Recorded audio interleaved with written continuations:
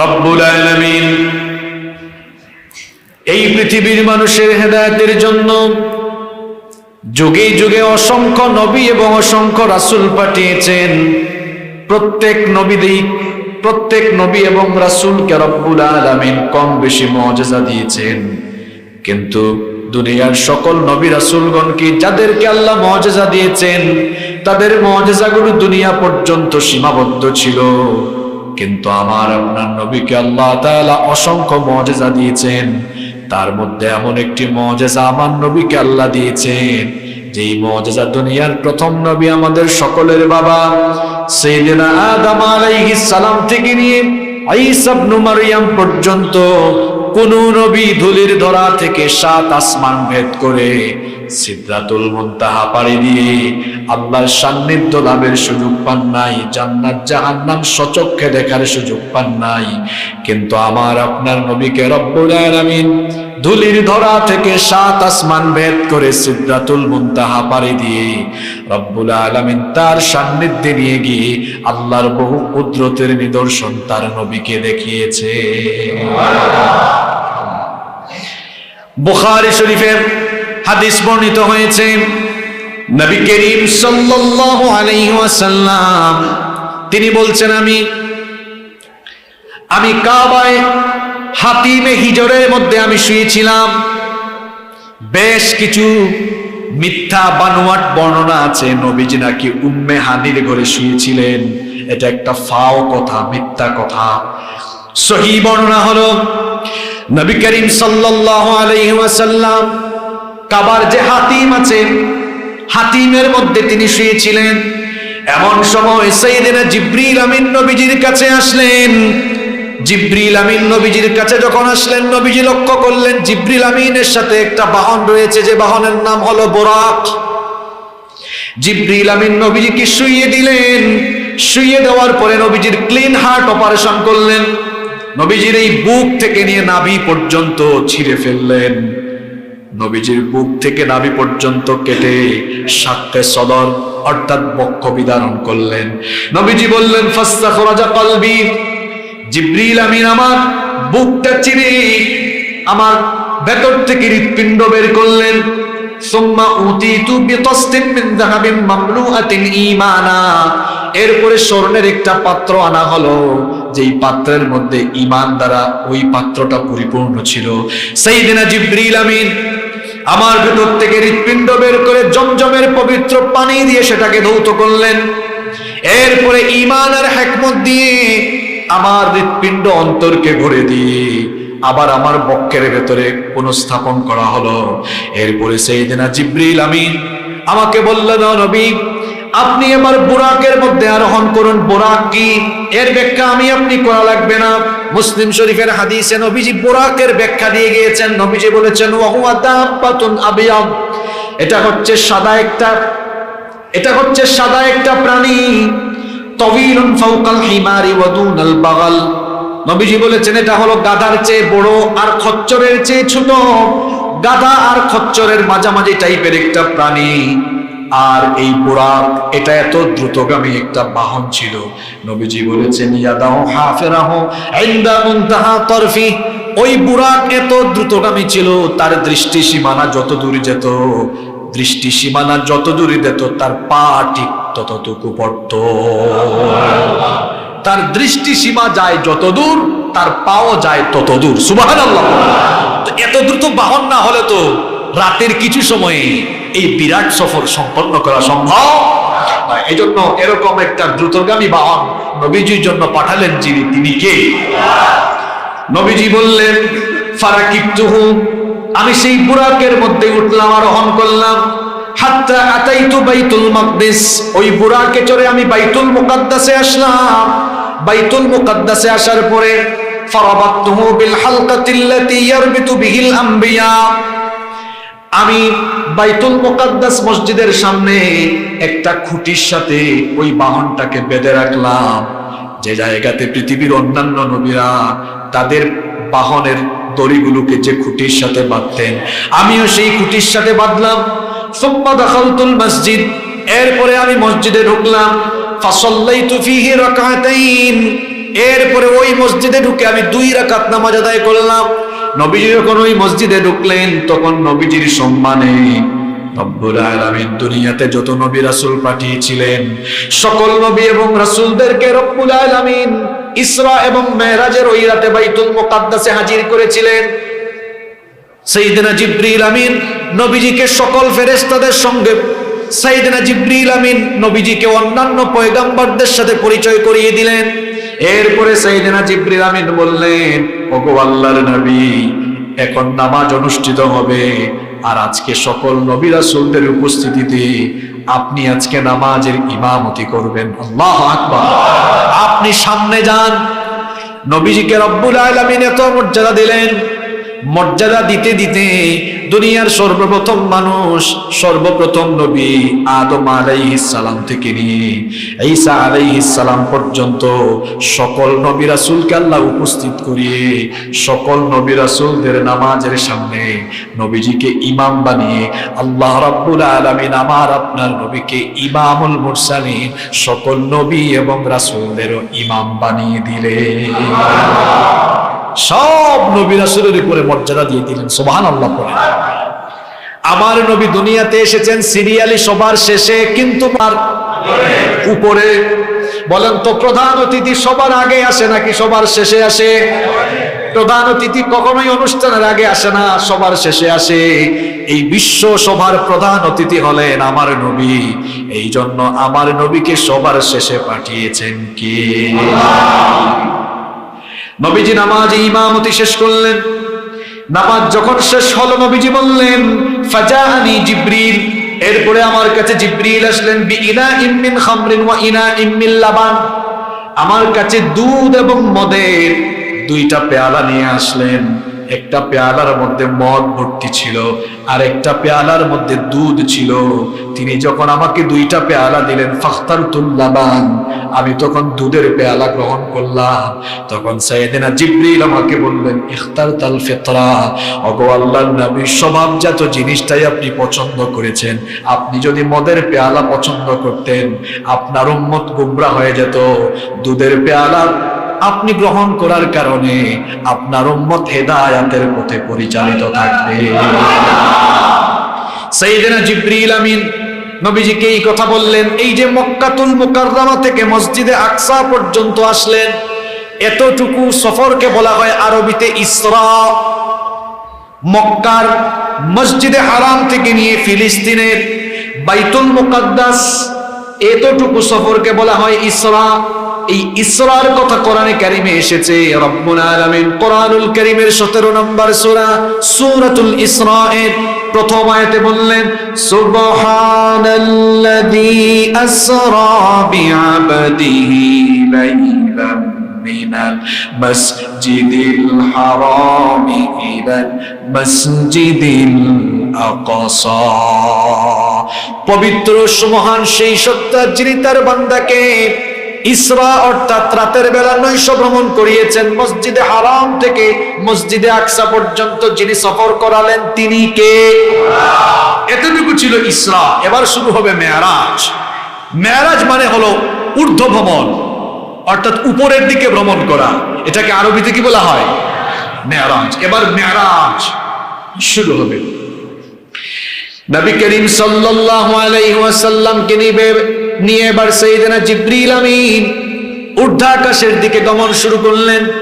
প্রথম আসমানে যখন গেলেন, প্রথম আসমানের ফেরেশতাদেরকে জিবরিল আমিন বললেন, আসমানের গেটটা খুলে দাও, দরজাটা খুলে দাও। তারা বলল, কে আপনি? কেন খুলবো? তিনি বললেন, আমি জিবরিল। তারা বললেন, আপনার সাথে কে? তিনি পরিচয় করিয়ে দিলেন, ইনি হচ্ছেন দুনিয়ার সবচাইতে শ্রেষ্ঠ সৃষ্টি মুহাম্মাদুর রাসূলুল্লাহ সাল্লাল্লাহু আলাইহি ওয়াসাল্লাম। তখন ফেরেশতারা মারহাবান বলল, ওয়েলকাম করলো, আসমানের দুয়ার খুলে দিল। প্রথম আসমানে নবীজির সাথে প্রথম মানুষ এবং প্রথম নবী সাইয়েদিনা আদম আলাইহিস সালামের সাক্ষাৎ ঘটে গেল। সুবহানাল্লাহ। জিবরিল আমিন পরিচয় করিয়ে দিয়ে বললেন, ইনি হচ্ছেন আদম আলাইহিস সালাম। নবীজি সালাম দিলেন। সালাম বিনিময়ের পরে দুজন কথাবার্তা বললেন। কথাবার্তা শেষ করে এবার দ্বিতীয় আসমানের দিকে রওনা হলেন। দ্বিতীয় আসমানে গিয়ে আসমানের দরজা খোলার জন্য অনুমতি চাইলেন। আসমান খুলে দেওয়া হলো। দ্বিতীয় আকাশে এবার নবীজি সাইয়েদনা ইয়াহইয়া এবং ঈসা আলাইহিমুস সালামের সাথে সাক্ষাৎ করলেন। এরপরে তৃতীয় আসমানে গেলেন, সেখানে ইউসুফ আলাইহিস সালামের সাথে সাক্ষাৎ হয়েছিল। এরপরে চতুর্থ আসমানে গেলেন, সেখানে সাইয়েদনা ইদ্রিস আলাইহিস সালামের সাথে সাক্ষাৎ হয়েছিল।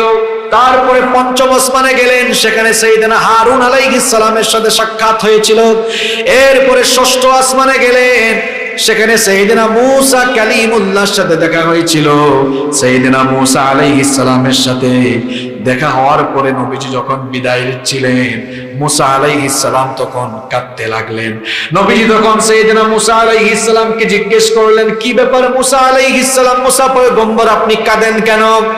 মূসা আলাইহিস সালাম তখন বললেন, আমি এজন্যই কাঁদি, আমার পরে এমন একজন নবী এসেছেন, যেই নবী আসলেন দুনিয়াতে সবার পরে, কিন্তু ওই নবী আর ওই নবীর উম্মত দুনিয়াতে এত মর্যাদা পেয়েছে, শুধু দুনিয়ায় নয় আখিরাতেও তারা এমন মর্যাদা পাবে, দুনিয়াতে সবার শেষে আসলেও কিয়ামতের দিন আপনার উম্মত জান্নাতে তারা সবচাইতে বেশি যাবে। আমার উম্মত তো আপনার থেকে কম থাকবে। নবীজি এই কথা বলেছেন, অন্য হাদিসে নবীজি বলেছেন, আমি এসেছি দুনিয়াতে সবার পরে, কিন্তু কিয়ামতের দিন আমার উম্মত হাসরের মাঠে উঠবে সবার আগে। আল্লাহ নবী আরো বলেছেন, আতি বাবাল জান্নাতি ইয়াউমাল কিয়ামাহ, কিয়ামতের দিন আমি জান্নাতের দরজার কাছে আসব, জান্নাতকে আমি উদ্বোধন করব।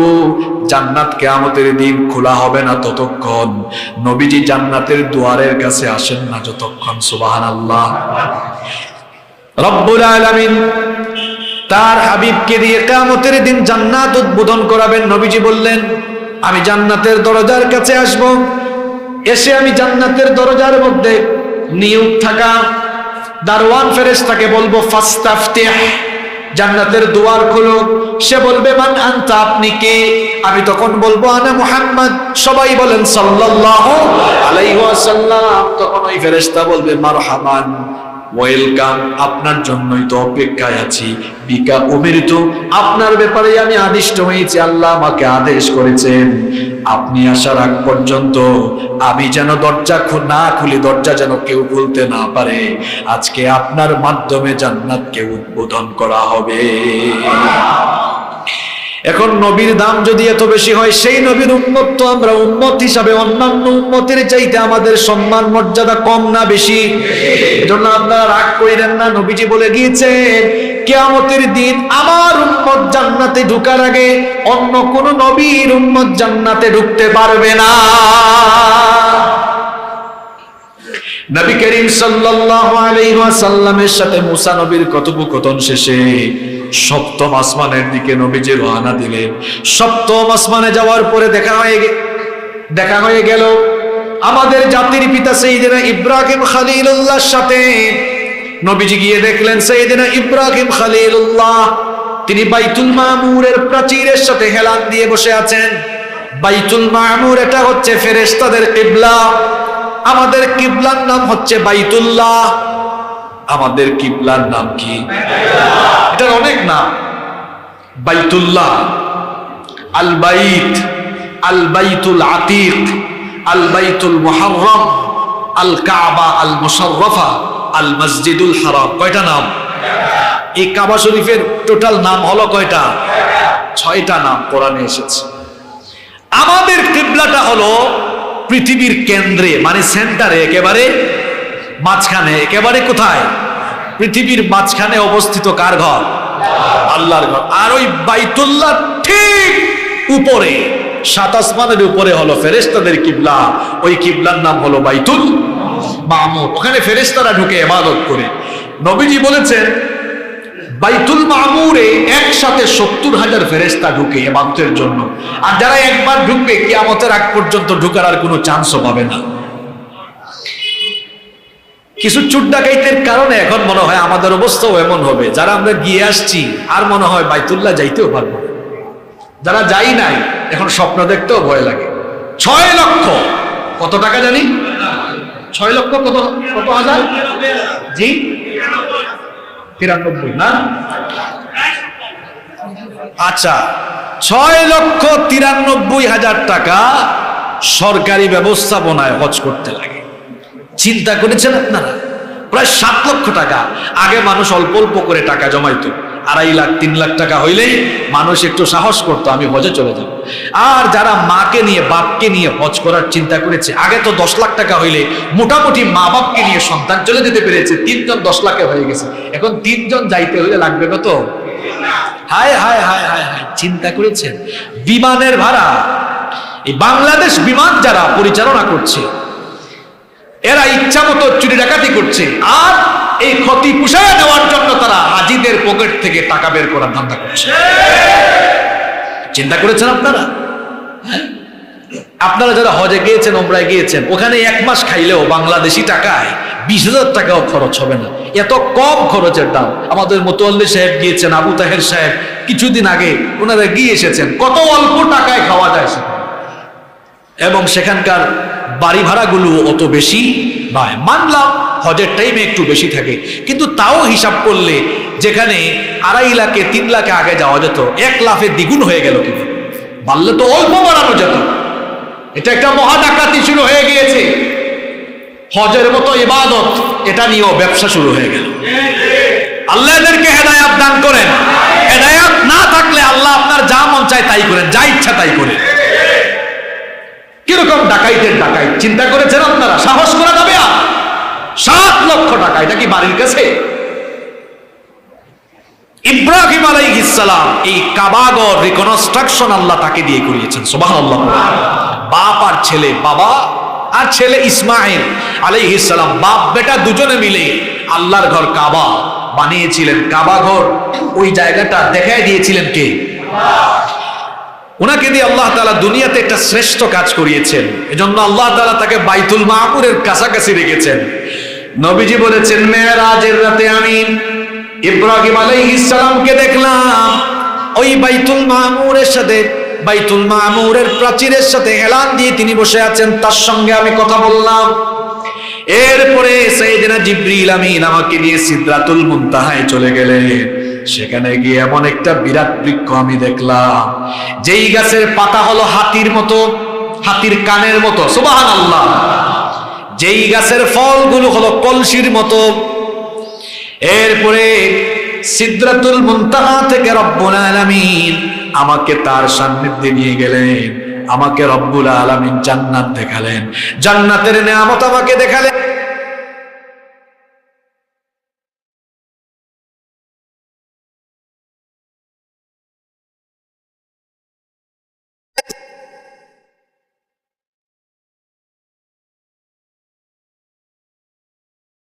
সাল্লাল্লাহু আলাইহি ওয়াসাল্লামের সাথে আল্লাহ তাআলা কথাবার্তা বললেন। কথাবার্তা বলে নবীজিকে আল্লাহ তাআলা আযীম, আপনি রুকুতে গিয়ে তাসবিহ জপলেন কার? উঠার সময় বলেন সামিআ আল্লাহু লিমান। এটা অর্থ কি জানেন? সামিআ আল্লাহু লিমান হামিদা মানে হলো তুমি যে এতক্ষণ তাসবিহ জপেছো সেই রব তোমার প্রশংসা শুনেছেন। সুবহানাল্লাহ পড়ে। এভাবে নামাজে আমাদের সাথে যিনি কথা বলেন তিনি কে? নবীজি বলছেন, আল্লাহ আমার জন্য, আমার উম্মতের জন্য 50 ওয়াক্ত নামাজ গিফট করলেন। 50 ওয়াক্ত নামাজ নিয়ে নবীজি এবার চলে আসতেছেন 6ষ্ঠ আসমানে। মুসা নবীর সাথে দেখা হলো। মুসা নবী জিজ্ঞেস করলেন, কি ব্যাপার, আপনি যে চলে যাচ্ছেন, আল্লাহ আপনাকে এবং আপনার উম্মতকে কি হাদিয়া দিয়েছেন, কি উপহার দিয়েছেন? নবীজি খুশি হয়ে বললেন, আল্লাহ আমার উম্মতের জন্য 50 ওয়াক্ত নামাজ দিয়েছেন। মুসা নবী মুচকি হেসে বললেন, আবার আপনি আল্লাহর কাছে যান, আপনি গিয়ে বলেন আপনার উম্মতের জন্য নামাজের সংখ্যা যেন কমায়া দেওয়া হয়, কারণ আমি আপনার সিনিয়র নবী, আমার ভালোই অভিজ্ঞতা আছে, এত ওয়াক্তের নামাজ আপনার উম্মত আদায় করতে পারবে না। মুসা নবীর পরামর্শ শুনে নবীজি আবার গেলেন। নবীজি আবেদন করলেন, আল্লাহ 10 ওয়াক্ত নামাজ কমাই দিলেন। 50 থেকে 10 চলে গেল, থাকলো কত? 40 নিয়ে চলে আসতেছেন। মুসা নবী বললেন, না, আবারও চলে যান, আল্লাহকে আবেদন করেন আরো যেন কমায় দেন, এত ওয়াক্তের নামাজ আপনার উম্মত আদায় করতে পারবে না। নবীজি আবারও গেলেন। যাওয়ার পরে আল্লাহ আরো 10 ওয়াক্ত কমালেন, থাকলো কত? নবীজি আবার আসলেন, মুসা নবী আবার পাঠালেন, আল্লাহ আরো 10 কমালেন, থাকলো কত? মুসা নবী আবার পাঠালেন, 20 থেকে আল্লাহ আরো 10 কমালেন, থাকলো কত? মুসা নবী বললেন আবার যান, এটাও পারবে না। নবীজি গেলেন, আল্লাহর কাছে আবেদন করলেন, আল্লাহ আরো অর্ধেক কমায়া দিলেন, 10 থেকে অর্ধেক চলে গেলে থাকে কত? 5 ওয়াক্ত নামাজ নিয়ে এবার নবীজি চলে যাচ্ছেন। মুসা নবী বললেন না, যাইয়েন না, আবার ফিরে যান। এই 5 ওয়াক্তের নামাজও আপনার উম্মত আদায় করবে না। এই হাদিসটা যখন পড়ি, মুসা নবীর কথা মনে পড়ে, মুসা নবী আসলেই ঠিক কথাই বলেছেন। মাত্র 5 ওয়াক্ত নামাজ, দেখেন 5 ওয়াক্ত নামাজও আমরা ঠিক মতো আদায় করতে পারি না। কিন্তু নবীজি আমাদের উপরে আশা করেছেন অনেক বেশি। নবীজি বলেছেন না, আমার উম্মত এটা পারবে, আমি আল্লাহর কাছে আর ফিরে যাব না, আমার লজ্জা লাগছে। বারবার গিয়েছি, কমাইতে কমাইতে আল্লাহ 50 থেকে 5-এ নামায়া দিয়েছেন, আর আমি ফিরে যাব না, ফিরে যেতে লজ্জা লাগছে। এবার নবীজি যখন 5 ওয়াক্ত নামাজ নিয়ে চলে আসতেছেন, আল্লাহ তখন জানিয়ে দিলেন, ও আমার হাবিব আপনি শুনেন, ইন্নাহুন্না খামসু সালাওয়াতিন কুল্লা ইয়াউমিন ওয়া লাইলা, আমি আপনাকে দিনে রাতে 5 ওয়াক্ত নামাজ দিয়েছি, কিন্তু সওয়াব দেওয়ার বেলায় 5 ওয়াক্তের সওয়াব দিব না, লিকুল্লি সালাতিন আশ, নামাজের সওয়াব 10 গুণ বাড়ায়া দিয়া প্রথমে যে 50 ওয়াক্ত নামাজ দিয়েছিলাম, আপনার উম্মত যদি 5 ওয়াক্ত নামাজ ঠিক মতো আদায় করে, আমি আল্লাহ সওয়াব দেওয়ার সময় 10 গুণ বাড়ায়া 5 10 50 ওয়াক্ত নামাজের সওয়াব দান করে দিব। প্রতিদিন আপনারা নামাজ পড়বেন 5 ওয়াক্ত, আর সওয়াব পাবেন কয় ওয়াক্তে? কথা বলেন না কেন, কত ওয়াক্ত? আপনারা খুশি না বেজার? এত খুশি হইয়া হয়েছে কি? 5 ওয়াক্তের নামাজ তো আমাদের অনেকে ঠিক। নবীজি আরো বললেন, আল্লাহ আমাকে আরো বলেছেন, আরো জানিয়েছেন, ওয়ামান হাম্মা বিহাসানাতিন ফালাম ইয়ামালহা কুতিবাত লাহু হাসানা। নবীজি আল্লাহ তাআলা নবীকে আরো জানালেন, ও আমার হাবিব, আপনার উম্মতের জন্য আমি বড় আরেকটা সুযোগ দিলাম। সেটা হলো, আপনার উম্মত যখন কোনো ভালো কাজের নিয়ত করে, ওই ভালো কাজ করার আগে নিয়ত করলেই আমি তার আমলনামার মধ্যে একটা নেকি দান করে দিব। ফাইন আমিলাহা কুতিবাত লাহু 10, আর ওই কাজটা কমপ্লিট করার পরে 10 গুণ পর্যন্ত সওয়াব বাড়িয়ে দিবেন যিনি, তিনি কে? নবীজি আরো বললেন, ওয়ামান হাম্মা বিসাইয়্যাতিন ফালাম ইয়ামালহা লাম তুকতাব শাইআ, আর আপনার উম্মত যখন কোনো বাজে কাজের, খারাপ কাজের নিয়ত করবে, ফেরেশতা ওই বাজে কাজের নিয়তের সাথে সাথেই লিখবে না। আমি ফেরেশতাকে নিষেধ করে দিয়েছি, খবরদার তারা যেন না লিখে, অপেক্ষা যেন করে, যদি বান্দা ওই কাজটা করা থেকে ফিরে আসে, ফেরেশতা আর কোনো বদ আমলের জন্য কোনো গুনাহ লিখে না। আর যদি বান্দা ওই কাজ করেও ফেলে, সওয়াব দেওয়ার বেলায় দেই আমি 10 গুণ, কিন্তু গুনার বেলা দেই, একটা গুনাহ করলে একটা গুনাহ কেবল ফেরেশতা লিখে রাখবে। তাহলে বলেন তো, আমাদের উম্মতের জন্য আল্লাহর দয়া মায়া কম না বেশি? 5 ওয়াক্ত নামাজ গিফট নিয়ে নবীজি চলে আসলেন। সকালবেলা আবু জাহাল নবীজিকে পেল। শুনতেছেন আপনারা? এবার শুনেন কাহিনী কি হয়েছে। সকালবেলা আবু জাহাল বলল, কি ব্যাপার মুহাম্মদ, বলেন সাল্লাল্লাহু আলাইহি ওয়াসাল্লাম, তুমি তো প্রতিদিন নতুন নতুন কথা শোনাও, তুমি তো ডেইলি বলো তোমার কাছে নাকি নতুন আয়াত আসে, নতুন সূরা নাজিল হয়, রেগুলারলি তো তুমি আমাদেরকে নতুন কথা শোনাও, আজকে কি নতুন কিছু ডেলিভারি দিবা নাকি? নবীজি বললেন, হ্যাঁ, আজকে আরো অত্যন্ত চমকপ্রদ আরো একটা খবর আছে। আবু জেহেল অবাক হয়ে বলল, কি খবর? নবীজি বললেন, এই তো গত রাতেই আমি বর্ণনা দিলেন, আমি মসজিদে হারাম থেকে মসজিদে আকসায় গিয়েছি, মসজিদে আকসা থেকে 7 আসমান সফর করে সিদরাতুল মুনতাহা ভেদ করে আল্লাহর সান্নিধ্যে গিয়েছি। আবু জেহেল এবার খেলখিলিয়ে হেসে বলল, মুহাম্মদ, এতদিন মনে করতাম তোমার মাথা ঠিক আছে, কিন্তু তুমি যে এমন পাগল হইছো এটা তো আমি জানতাম না। নাউজুবিল্লাহ মিন। কই, তুমি তো কখনো মসজিদে আকসায় ফিলিস্তিনে যাও না, কিন্তু আমার মতো আবু জেহেল তো বারবার গেছি আমি। দ্রুতগামী ঘোড়ায় চড়ে মক্কা থেকে মসজিদে আকসায় যাইতে সময় লাগে 1 মাস, যাইতে 1 মাস, আসতে আরেক মাস। তো আবু জেহেলের যুক্তি হলো, যেখানে যেতে লাগে 1 মাস, আসতে লাগে 1 মাস, শুধু তুমি ওখানে যাও নাই, ও আবার বলতেছো ওখান থেকে সাত আসমান পাড়ি দিয়া সিদরাতুল মুনতাহা ভেদ করে আরো উপরে চলে গেছো। আহারে মুহাম্মদ বলেন সাল্লাল্লাহু, যে কথাটা আমার এখন বললাম আমি কি এই কথাটাই সবাইকে বলবো নাকি? নবীজি বলেন অবশ্যই বলো, সবাইকে জানিয়ে দাও। আল্লাহু আকবার। ইসলাম পৃথিবীতে প্রচার প্রতিষ্ঠা হয়েছে প্রচারের দ্বারা নয়, অপপ্রচারেই বেশি হয়েছে। আবু জাহেল এবার সবাইকে এগুলা বলতেছে, আর মক্কার কাফের মুশরিকরা শুনে শুধু ঠাট্টা করতেছে, উপহাস করতেছে যে এটা কি সম্ভব, এটা তো অসম্ভব বিষয়। আবু জাহেল হাঁটতে হাঁটতে মানুষকে বলতেছে, হঠাৎ করে পেয়েছে নবীজির প্রিয়তম বন্ধু সাইয়েদনা আবু বকর রাদিয়াল্লাহু আনহুকে পেয়ে বলে, আবু বকর তুমি কি শুনেছো? আবু বকর রাদিয়াল্লাহু আনহু বলেন, কি শুনতাম? বললেন, তোমার বন্ধুর খবর শুনছো? কি হয়েছে? আবু জাহেল সব কাহিনী বলল। নবীজি তখন আবু বকর রাদিয়াল্লাহু আনহু কে পুরা কাহিনী বলেন না, দেখাও। আবু জাহেলকে সবাইকে এটা বলে দিচ্ছে, কয় তোমার বন্ধু তো এরকম এরকম এরকম এরকম বলছে, কও তো এটা কি বিশ্বাস করা যায়? আবু বকর বললেন, কেন বিশ্বাস করা যায় না?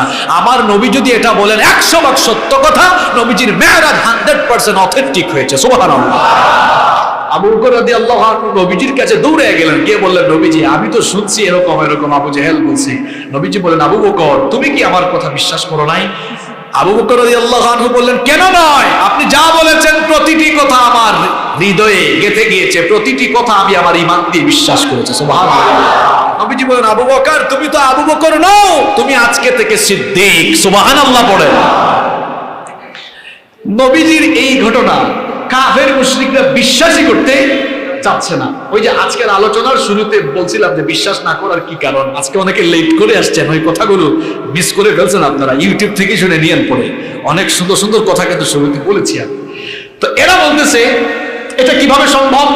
হ্যাঁ, মক্কার মসজিদে হারাম থেকে মসজিদে আকসায় যাইতে দ্রুতগামী ঘোড়ায় চড়ে, একটু আগেই কিন্তু বলেছি সময় লাগে কতদিন? 1 মাস, আসতে লাগে আরো।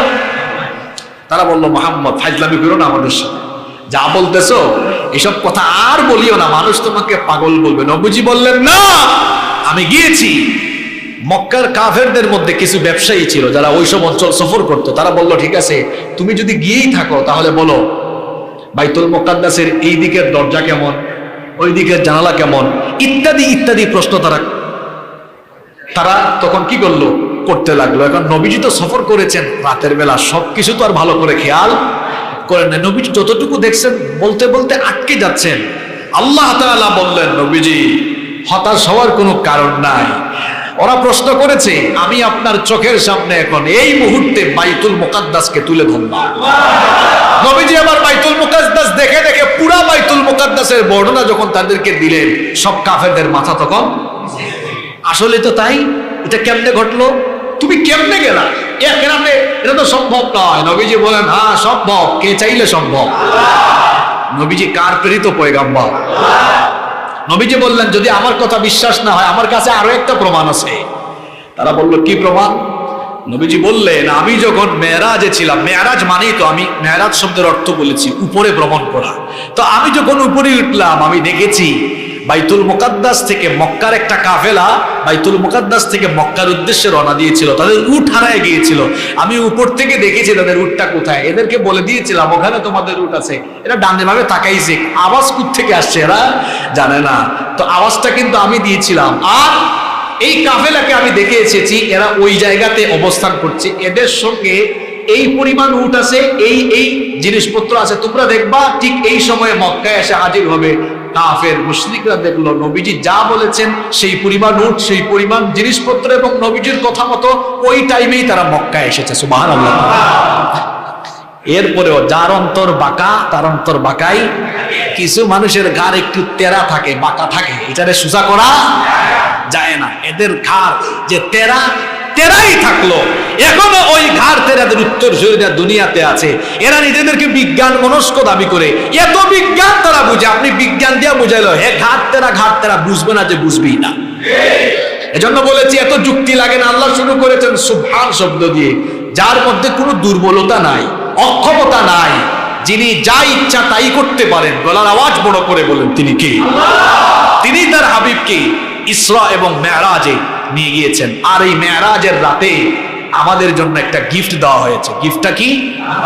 সবাই বলেন 5 ওয়াক্তের নামাজ। দেখুন, হজ, যাকাত, রোজা, ভালো করে শুনুন, হজ, যাকাত, রোজা, আরো ইবাদত ইত্যাদি ইত্যাদি সব ইবাদত, সমস্ত ইবাদতের বিধান ফেরেশতা পাঠাইয়া দুনিয়াতে নবীজিকে আল্লাহ জানিয়েছেন। কিন্তু একমাত্র ইবাদত নামাজ, এটা দুনিয়াতে দেওয়া হয় নাই, দেওয়া হয়েছে 7 আসমানের উপরে নিয়া। তাও সুবহানাল্লাহ কইতে ইচ্ছা হয় না। এখান থেকে বুঝেন, বুঝার মতো বহু বিষয় আছে। নাম, রোজা, হজ, যাকাত সমস্ত ইবাদতের বিধান এসেছে দুনিয়ায়, আর নামাজের বিধান দেওয়া হয়েছে দুনিয়ার উপরে, আসমানের উপরে। এর দ্বারা কি বুঝছেন জানেন? সব আমল ইবাদতের উপরে হলো। এজন্য বলা হয় as-salatu hiya রাসুল ইবাদা, নামাজ হচ্ছে ইবাদতের মাথা, ইবাদতের মাথা। আচ্ছা বলেন তো আপনারা, মাথা ছাড়া, মনে করেন এখানে মাথা কাটা, এখানে মাথা কাটা কয়েকটা শরীর যদি কোথাও পড়ে থাকে, কয়েকজনের শরীর শুধু দেহটা পড়ে থাকে, মাথা ছাড়া কি কোনো মানুষের পরিচয় নিশ্চিত করা যাবে? মাথা ছাড়া যেমন শুধুমাত্র দেহ দিয়ে পরিচয় নিশ্চিত হয় না, ঠিক তেমনি ইসলামের ইবাদতের মাথা নামাজ। এই নামাজ বাদ দিয়া হাজী সাহেব হজ কইরা, যাকাত দিয়া, রোজা রাখিয়া সেও কখনো নিজেকে পূর্ণাঙ্গ মুসলমান হিসাবে পরিচয় দিতে পারবে না। মুসলমানের পরিচয় হবে কি দিয়ে? প্রথম পরিচয় হবে কি দিয়ে? ঈমান আনার পরেই প্রথম কাজ কি? মেরাজের সবচেয়ে বড় গিফট হলো নামাজ। এই নামাজের কোনো খবর আমাদের, আজকের ফজরের নামাজও আমাদের কতজনের কাজা হয়েছে। এই যে ফজর কাজা কইরা ঘুমা, জোহরের সময় তো জানাজাও হতে। কেমন করে ঘুমাও তুমি, কেমন করে ঘুমাও তুমি, ফজর করে কাজা, এমন তো হতে পারে জোহরে জানাজা। হতে পারে কিনা? আমাদের মধ্যে কত জাতের নামাজি আপনারা দেখবেন। সাপ্তাহিক নামাজি, যারা কিছুক্ষণ পরে আসবে মসজিদে, এরা সাপ্তাহিক নামাজি, শুধু জুমার দিনকে তারা নামাজের জন্য চয়েস করে নিয়েছে, এদের নাম আমি দিয়েছি সাপ্তাহিক নামাজি। 2 নাম্বার নামাজি হলো এরা মাসিক নামাজি, তাদের সময় কিন্তু আগামী মাস থেকে শুরু হবে। এই যে রমজান মাস কিন্তু চলে আসতেছে, আল্লাহুম্মা বাল্লিগনা রমাদান, আল্লাহ আমাদেরকে রমাদান পর্যন্ত আপনি পৌঁছিয়ে দেন। রমাদান মাস চলে এসেছে, আর মনে হয় এই 48-49 দিন বাকি আছে। আল্লাহ রমজানের নিয়ামত আমাদেরকে দান করেন। 1 নাম্বার সাপ্তাহিক নামাজি, আর 2 নাম্বার হেরা কি নামাজি? আরে বাপরে বাপ, রমজান মাসে তারা এমন নামাজি হয়, আমরা 5 ওয়াক্তের নামাজিরা তাদের যন্ত্রণায় মসজিদের নিচের তলা জায়গাও পাই না। এটা ভালো, খারাপ না, কিন্তু আমার কথা হলো নামাজ কি শুধু 1 মাস না 12 মাস? আপনি 1 মাস কেন, 12 মাসই তো আপনার জন্য নামাজ। শুধু তাই নয়, হাত্তা ইয়াতিয়াকাল ইয়াকিন, মৃত্যু আসার আগ পর্যন্ত আপনাকে নামাজ পড়তে হবে। শুনেন শুনেন, আরেকটা কথা আপনাদেরকে আমি জানিয়ে রাখি, সেটা হলো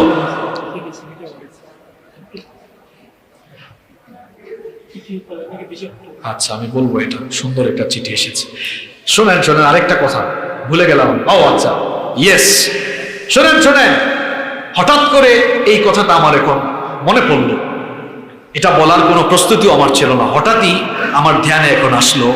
খুব সুন্দর একটা তথ্য আপনাদেরকে দিই, সেটা হলো দেখেন, শারীরিকভাবে দুর্বল ব্যক্তির জন্য রোজাকে রুখসত দেওয়া হয়েছে। আপনারা বোঝেন না এই কথা? মানে যে ব্যক্তি রোজা রাখলে মরে যাবে, তার জন্য কি রোজা রাখা ফরজ? ফরজ নয়, রুখসত দেওয়া হয়েছে। যার কাছে টাকা নাই, হজ থেকে তাকে রুখসত দেওয়া হয়েছে। যার যাকাত দেওয়ার জন্য নিসাব পরিমাণ সম্পদ নাই, তাকে যাকাত থেকে রুখসত দেওয়া। দেখেছেন আপনারা, রোজা, হজ, যাকাত, ইসলামের মৌলিক পিলার কয়টা?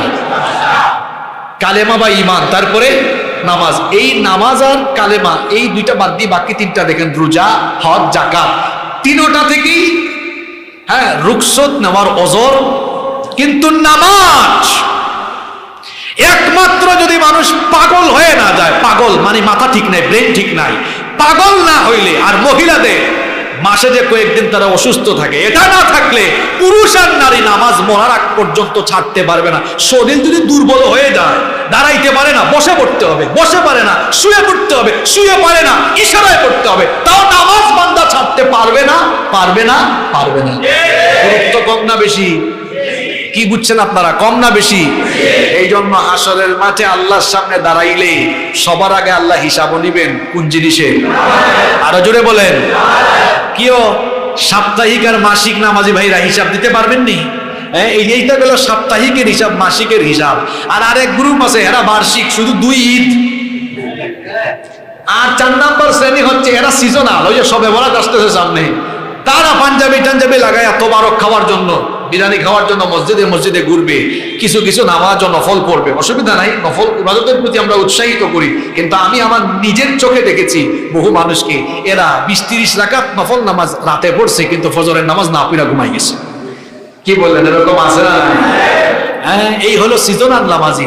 আরেক নামাজি আছে জানাজার নামাজি, এরা কোনো জানাজার নামাজ মিস করে না। বিশেষ করে কিছু ধোঁকাবাজ রাজনৈতিক লোক আছে, এরা কোনো সবার কথা বলছে না, কিছু কিছু লোক আছে এরা কোনো জানাজার নামাজ মিস করে না। কেন জানেন? ফজরের নামাজে গেলে এখানে বক্তৃতার সুযোগ নাই, কিন্তু জানাজার নামাজের আগে বক্তৃতার চান্স আছে। এই জন্য কিছু মানুষ এরা হলো জানাজার নামাজি। এই যে জানাজার নামাজি, সিজনাল নামাজি, বার্ষিক নামাজি, মাসিক নামাজি, সাপ্তাহিক নামাজি, এই সকল নামাজিরা ব্যর্থ। একমাত্র রেগুলার 5 ওয়াক্তের নামাজিরা সফল। এদের প্রতি খুশি হয়ে জান্নাত দিবেন কি? সুজা কথা, নামাজ ছাড়া জান্নাতের গন্ধ, জান্নাতে যাওয়া দূরের কথা, গন্ধও পাওয়া যাবে না। জান্নাত বহুত দূরে, জান্নাতের গন্ধও নাকে আসবে না। এটা আমার কথা নয়, সুজা কথা নবীজি বলেছেন। বাইনাল আবদি ওয়াল কুফরি, আল্লাহর বান্দা আর কাফিরের মধ্যে পার্থক্য হলো তারকুস সালাত, নামাজ ছেড়ে দেওয়া। আল্লাহর বান্দা কোনোদিনও নামাজ ছাড়তে পারে না। কি নামাজে আসেন না কেন, আপনার যে ঈমান আপনাকে মসজিদে নামাজে আনতে পারে না, এ দুর্বল ঈমান কি করে আপনাকে জান্নাতে নেবেন? আপনার বিবেককে প্রশ্ন করেন আপনি। সুতরাং মেরাজের এই ঘটনা থেকে আসুন আমরা শিক্ষা গ্রহণ করি। মেরাজের সর্বশ্রেষ্ঠ উপহার হলো, জোরে বলেন, সর্বশ্রেষ্ঠ উপহার হলো নামাজ। মেরাজ নিয়ে শুধু আলোচনা করলে চলবে না, মেরাজের এই উপহার গ্রহণ করে এই নামাজের মাধ্যমে জান্নাতের পথ খুঁজে নিতে হবে, ঠিক কিনা? আল্লাহ তাআলা আমাদেরকে 5 ওয়াক্ত নামাজ যথাযথভাবে আদায়ের তৌফিক